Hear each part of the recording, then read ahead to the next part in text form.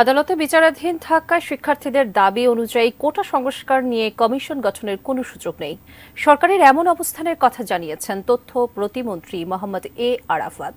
আর স্বরাষ্ট্রমন্ত্রী শিক্ষার্থীদের আন্দোলন ছেড়ে আদালতে যাওয়ার আহ্বান জানিয়েছেন। কোটা সংস্কার নিয়ে সরকারের অবস্থান তুলে ধরতে শনিবার বিকেলে তথ্য প্রতিমন্ত্রীর এই সংবাদ সম্মেলন।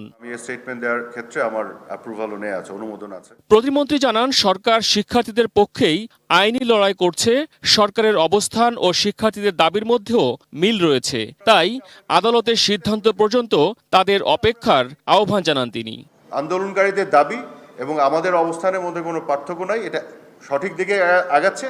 শুধু এই মুহূর্তে আমাদের কিছু হাত বাঁধা আছে নির্বাহী বিভাগের, যে এই মুহূর্তে আমরা ঘোষণা দিতে পারবো না, কারণ এটা সাবজুডিস ম্যাটার নিয়ে আপনি আলাপ করতে পারেন, কথা বলতে পারেন, যেটাও ঠিক না, কিন্তু আমরা করি।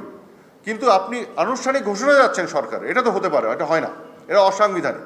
তো ওই অন্যায্য দাবি, গায়ের জোরে পাহাড় ঠেলা, এগুলো তো করতে গেলে এটা যৌক্তিকতা হারিয়ে ফেলে। তখন কিন্তু আইনিভাবে আমাদের ব্যবস্থা নিতে হবে। বৈষম্য কমাতে কোটার প্রয়োজনীয়তা রয়েছে জানিয়ে তথ্য প্রতিমন্ত্রী বলেন, আন্দোলনকারীরা এক এক সময় এক এক ধরনের দাবি করছে, ফলে কোটা সংস্কার আন্দোলনের নামে অন্য কোনো উদ্দেশ্য রয়েছে কিনা তা নিয়ে সন্দেহ তার। সবসময় আমরা অতীতে দেখেছি দেশ বিরোধী একটা অপশক্তি এর মধ্যে ঢুকে এইটাকে তারা সাধারণ এই ছাত্রছাত্রীদের আবেগকে কাজে লাগিয়ে বিভ্রান্ত করে এটাকে ভিন্ন খাতে নিয়ে যায়। এখানেই সাবধান হতে বলছে।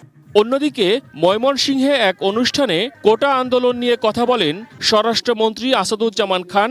সেখানে তিনি শিক্ষার্থীদের আন্দোলন থেকে সরে যাওয়ার আহ্বান জানান।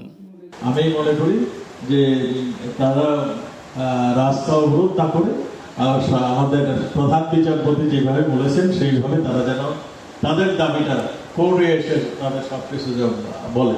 মহসিন কবির, এটিএন নিউজ, ঢাকা।